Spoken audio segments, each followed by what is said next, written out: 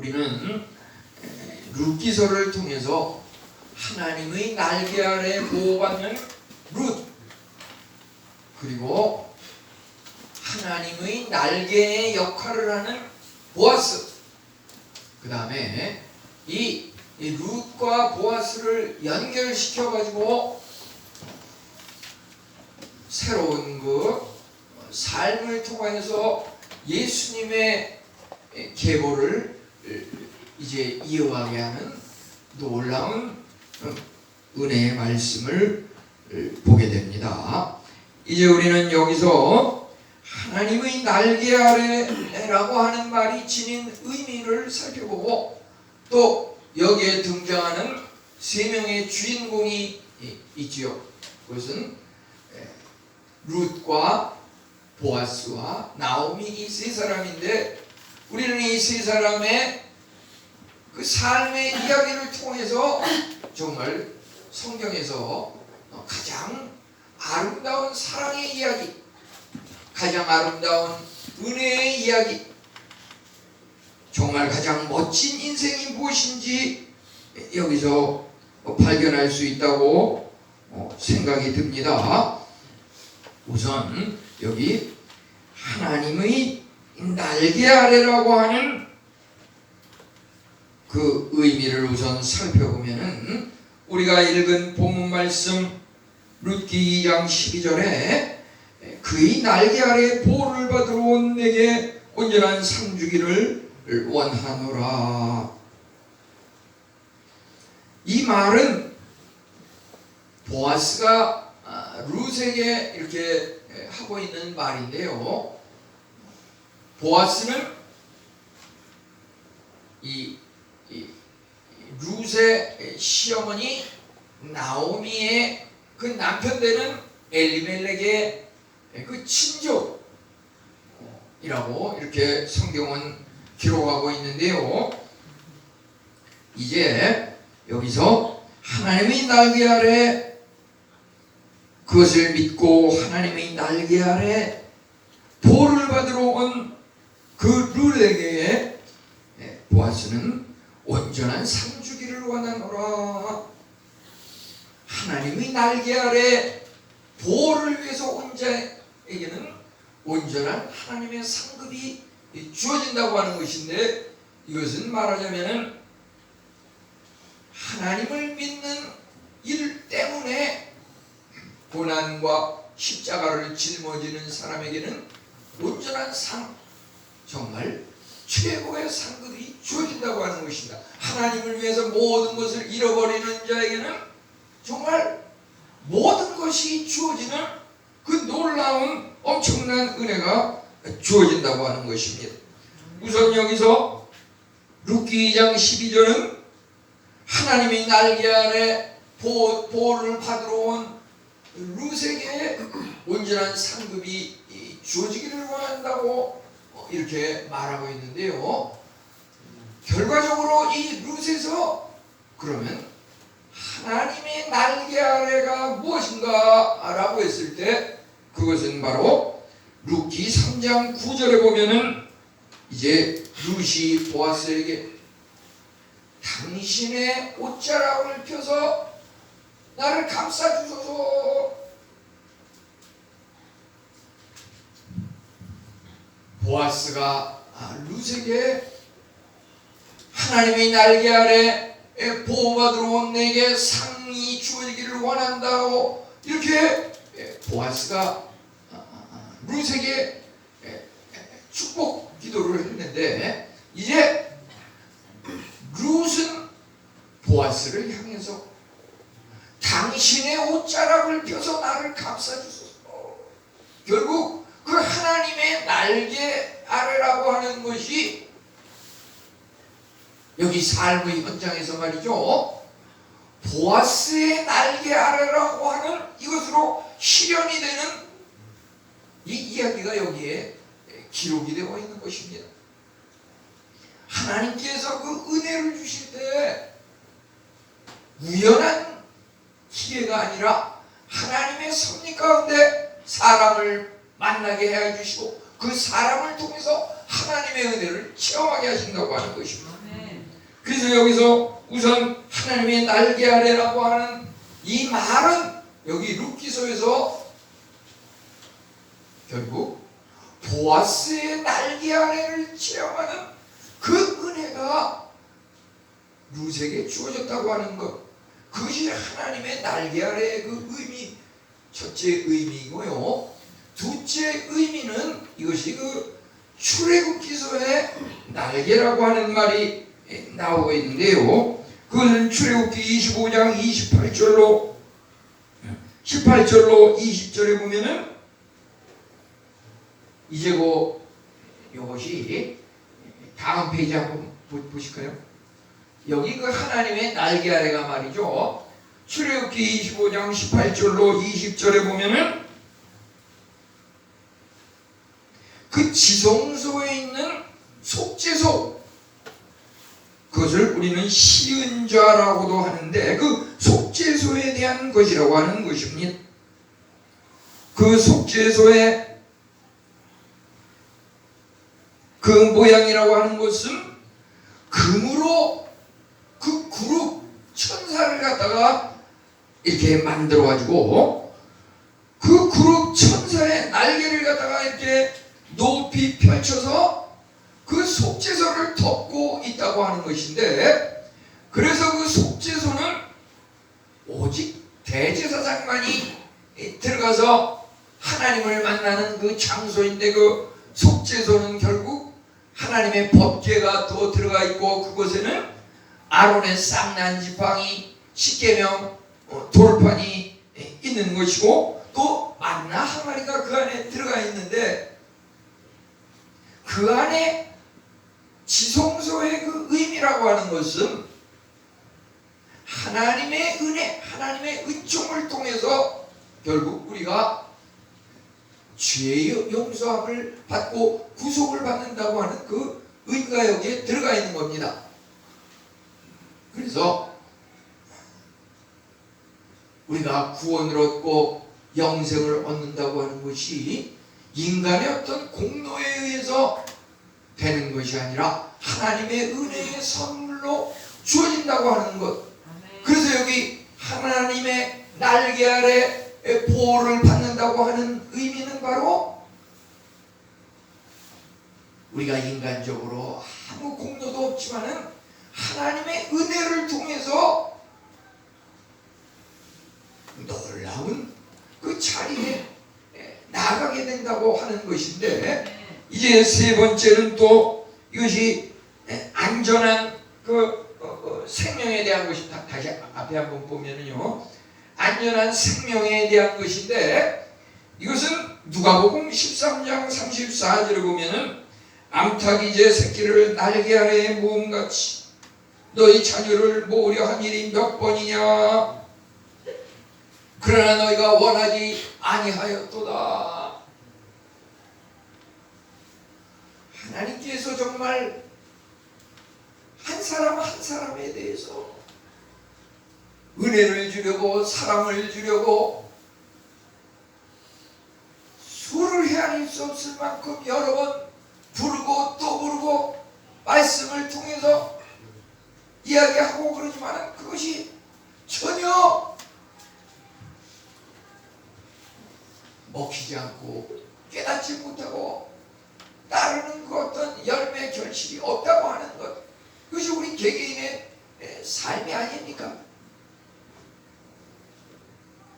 아무리 여기서 예배의 자리에서 복을 받는다 100번 만번 얘기한들 그냥 나가는 사람만 그냥 나가고 자리를 지키는 사람만 지키고 1000번 만번 얘기한들 이 씨알이가 안 먹힌다고 그러죠. 왜 그런 현상이 일어나는가? 이 하나님의 은혜라고 하는 것은 말이죠, 우리 인간의 공로 때문에 되는 것이 아니라 하나님의 은혜로 되는 것인데, 하나님의 은혜라고 하는 것은 정말 우리가 하나님의 말씀을 깊이 묵상하고 이것이 저런가 하나님 앞에 또 기도하고 회개하면서 우리의 아를 바를 하나님 앞에 아뢰고 그것을 들어주시는 하나님의 응답을 계속 관찰하면서 살아계신 하나님을 체험하고 이러한 과정이 말이죠 날마다 반복되는 것을 통해서 그 은혜의 자리에 나가는 것입니다. 그냥 뭐 은혜라 그래서 공로 없이 주어진다 그래서 아무것도 안 하는데 가만히 있는다고 다 주어지는 것이 아니라 정말 우리가 하나님을 섬길 때 말이죠 마음을 다하고 목숨을 다하고 아멘. 뜻을 다하고 성품을 다 우리 생명을 거기에 걸었을 때 그 은혜가 주어지는 것입니다. 죽으면 죽으리라 이런 마음을 가지고 신앙생활을 할 때 하나님께서 살려주는 겁니다. 이게 암탉이 새끼를 품는다고 하는 것은 우리가 예를 들어서 닭장에 갑자기 불이 났다고 합시다. 닭장에 불이 났는데 그 닭들이 전부 빠져나와서 도망갔습니다. 그런데 소방대원이 거기 들어가 보니까 닭 한 마리는 그 날개가 까맣게 탄 채 나오지를 못하고 죽어 있었던 것이에요. 가까이 가서 그 날개 그 불에 끌린 까만 날개를 이렇게 들춰보니까 그 안에 방금 태어난 그 병아리들 여러 마리가 그 안에 살아서 움직이고 있었던 것이에요. 우리 예수 그리스도의 십자가의 그 보혈의 그 십자가 밑이라고 하는 것, 하나님의 날개라고 하는 것이 그 아래라고 하는 것이 바로 이런 것입니다. 하나님께서 예수 그리스도를 통해서 우리를 생명을 바쳐서 우리를 살려주셨다고 하는 것입니다. 하나님의 날개 아래 나온 것은 바로 이 어미닭이 새끼를 품는 것 같은 이와 같은 은혜가 우리에게 임하는 자리라고 하는 것입니다. 우리는 왜 늘 하나님께 대해서 불평불만을 합니까? 나는 열심히 믿는데 왜 이거밖에 안 되나? 이 성경에 보면 말이죠 여러 가지 그 용어들 중에서 특별히 많이 나오는 것 중에서 이 두려워 말라라고 하는 말이 몇 번 나오는지 혹시 아시는지 모르겠어요. 이것이 얼추 366번 나온다고 하는데 아멘. 하루에 한 번씩 하나님의 말씀을 대할 때 하루에 한 번씩 두려워 말라라고 하는 그 말씀을 새기면서 날마다 우리는 두려움 없이 미래에 대한 근심 걱정 없이 담대히 살아갈 수 있는 겁니다. 아멘. 그 1년은 365일인데 왜 366번 나오느냐?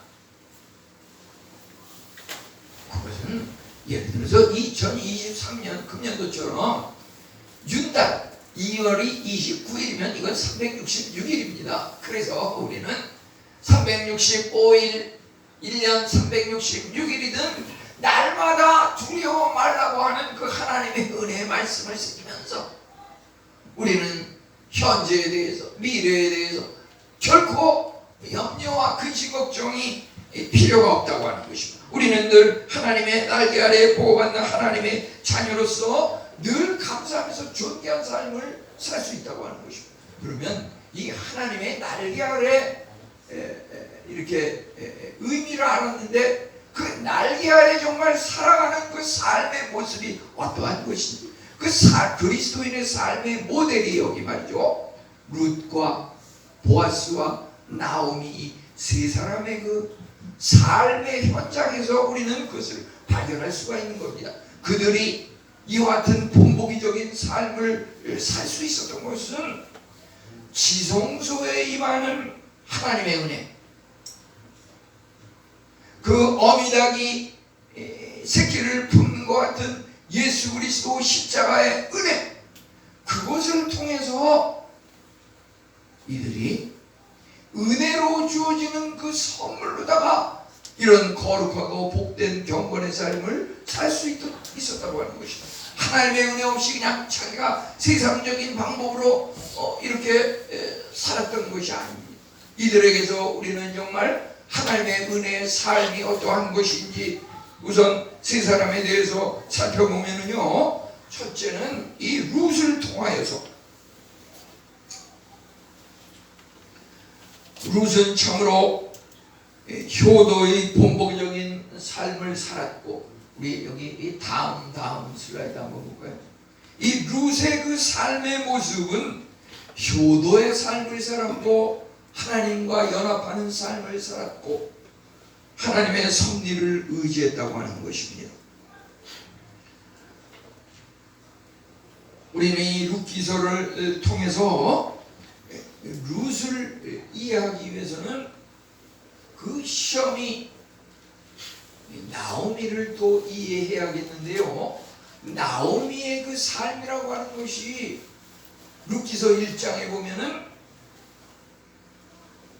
이제 그 나이가 들어서 노년에 남편이 죽고 또 두 아들이 죽고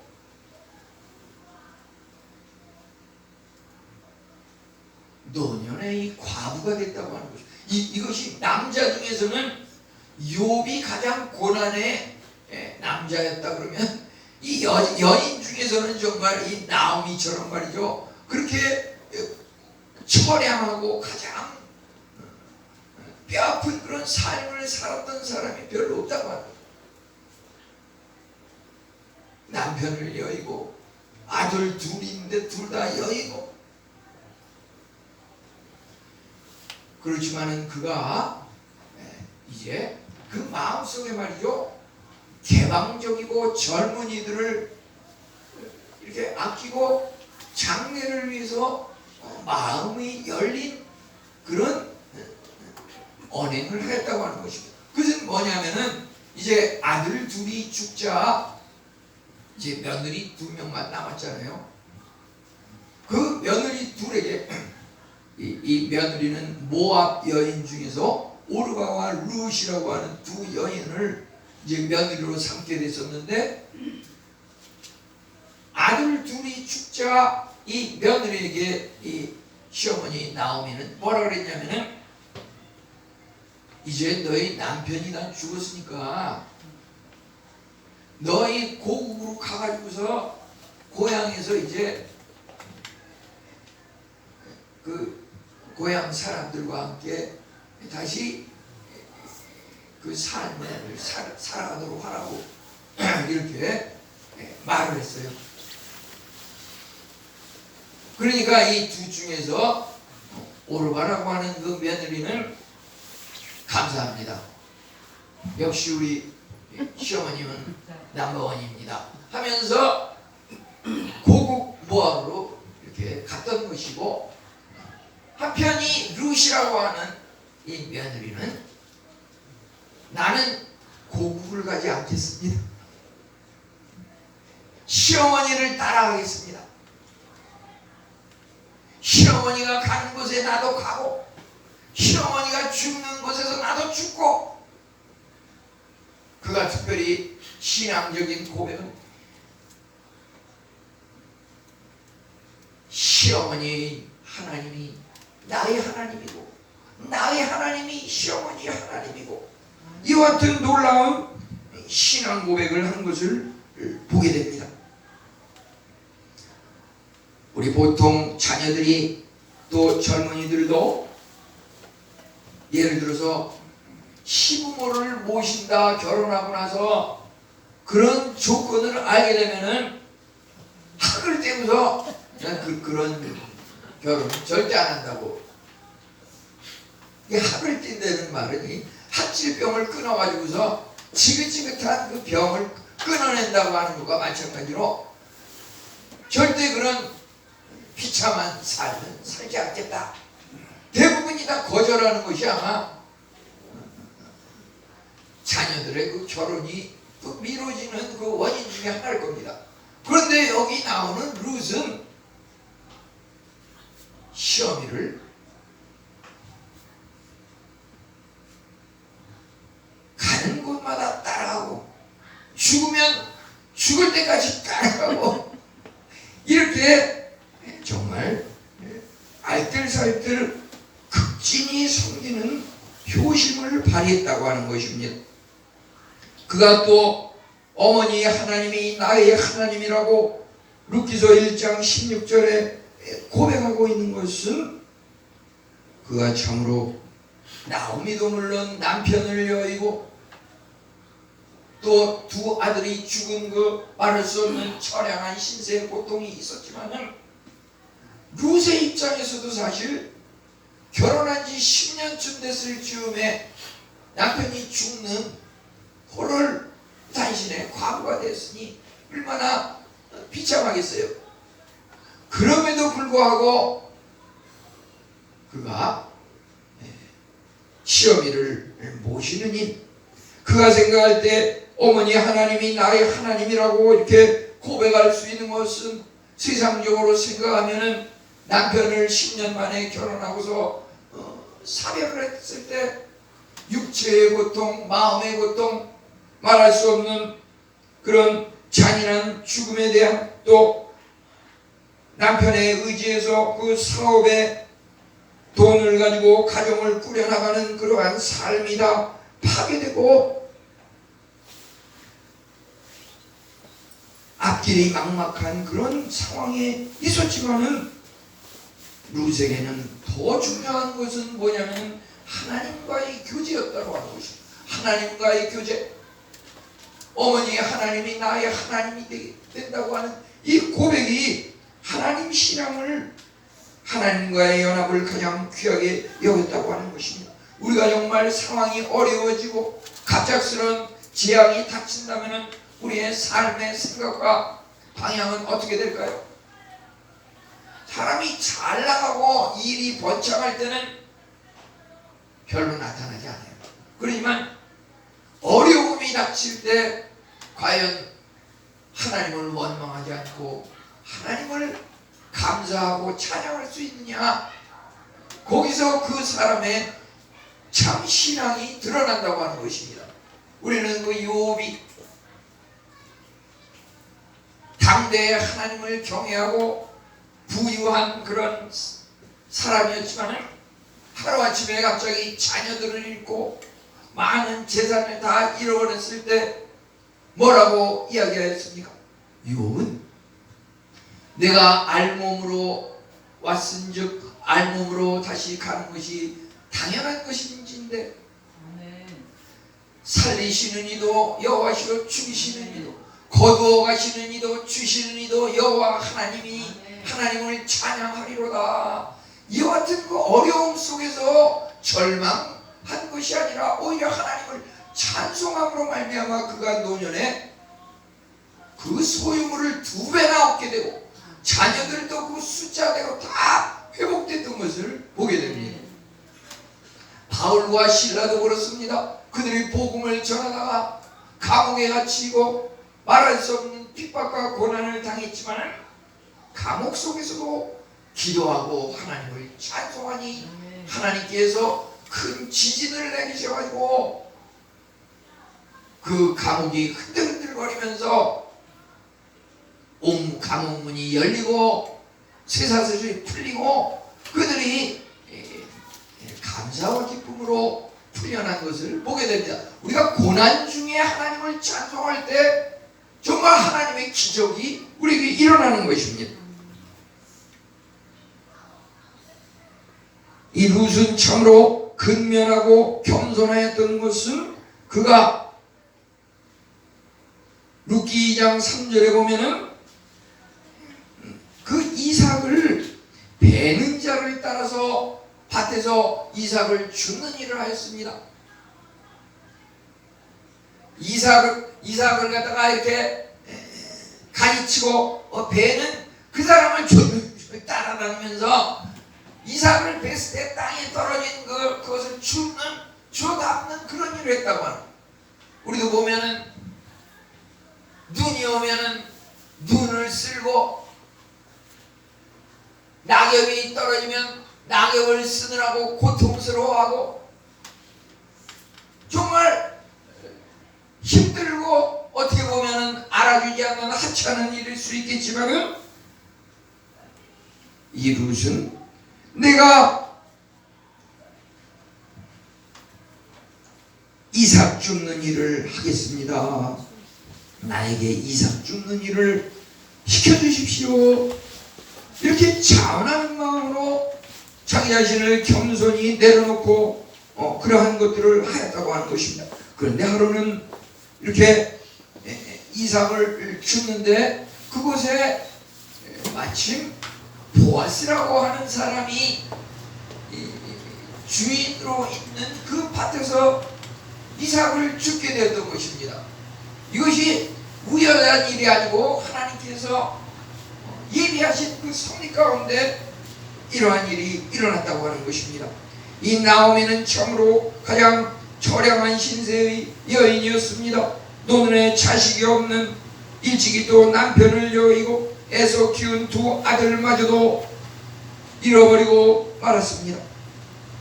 그런데 이러한 그 잘못이 재앙이 고통을 당하는 그 순간에 그는 뭐라고 고백하고 있습니까?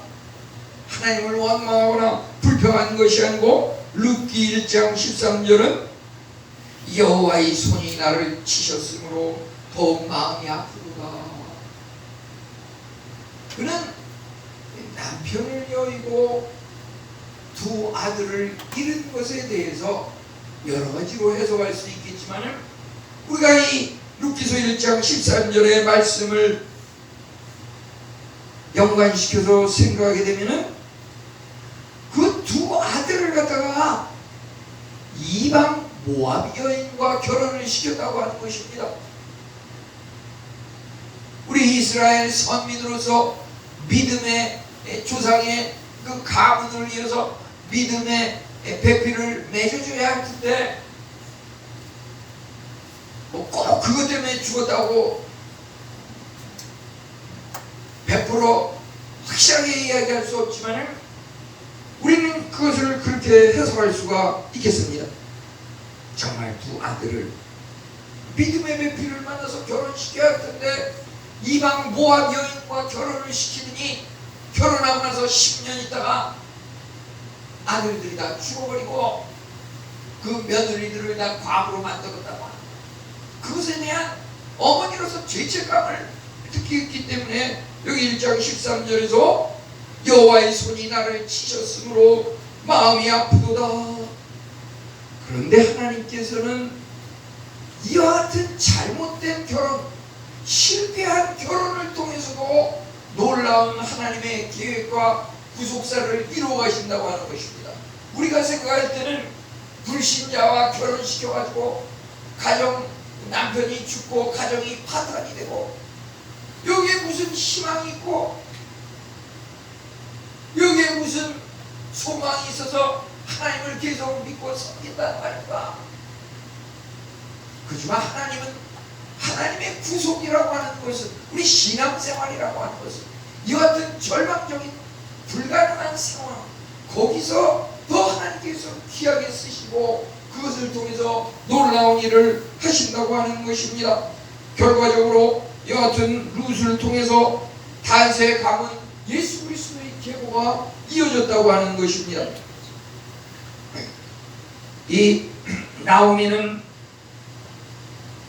자기 아들이 죽고 룻이 포로를 다니신 과부가 되었지만 고향으로 돌아가지 않고 시어머니를 끝까지 이렇게 극진히 섬기고 모시고 봉양하는 것에 대해서 정말로 감격하고 감사의 마음이 생겨가지고 어떻게 하면 이 며느리를 보답할 것인가.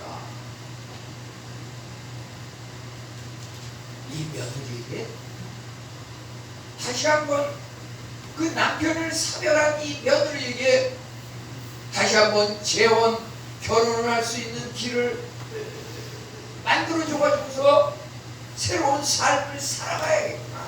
결혼을 통해서 좀 더 방황과 근심을 끊고 희망과 소망의 삶을 살아가게 해야겠구나. 우리는 룻기서 3장 1절에서 나오미가 룻에게 내 딸아 내가 너를 위하여 안식할 곳을 구하여 너를 복되게 하여야 하지 않겠느냐.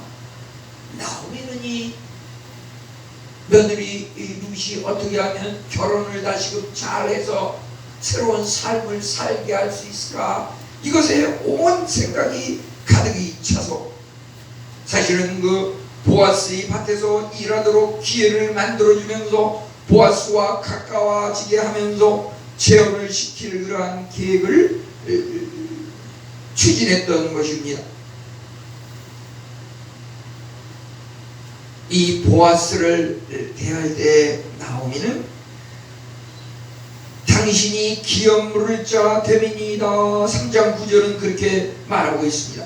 기업 물을 자라고 하는 것은 당시의 그 사회에서 하나의 그 신앙적인 그 풍습 관습으로서 그 율법에 의하면 미망인 남편이 죽었을 때 그 가까운 친족 중에서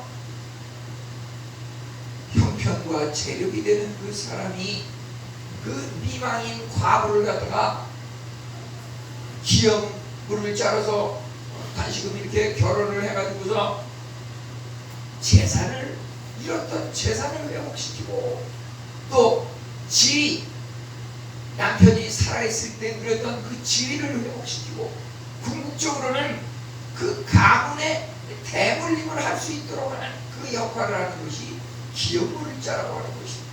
이 나오미는 보아스에 대해서 보아스 당신은 기업물을 자입니다. 룻과 결혼을 맺어서 기업을 우리 가문을 대물림해야 할 것입니다. 이렇게 기업물을 짜서 보아스를 이렇게 점지했다고 하는 것입니다. 그래서 그 룻과 맺어주기 위해서 그 결혼을 추진하기 위한 그러한 계획을 세워가는데 여기 보아스라고 하는 등장하는 그 인물 룻기 2장 4절에 보면은 보아스는 참으로 믿음의 직장인이었다 이렇게 볼 수가 있습니다. 우리가 요즘으로 말하자면 직장인 선교의 모델이라고 볼 수가 있어요. 직장인 선교의 모델. 그러니까 직장 생활을 어떻게 해야 되는지 말이죠.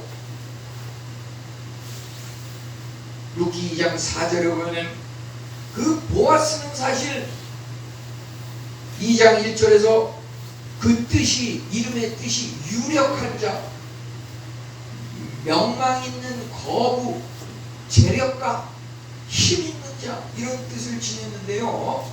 말하자면 그 이삭을 죽고 배하는 걸 말하자면 그 밭에서 하나의 그 사업주라고 볼 수가 있어요. 사업주. 그 다음에 이 룻이라든지 이삭을 베고 줍는 그 사람들은 노동 근로자이지요. 그런데 이 사업주와 근로자 사이에 어떤 관계로 그 일을 하였는지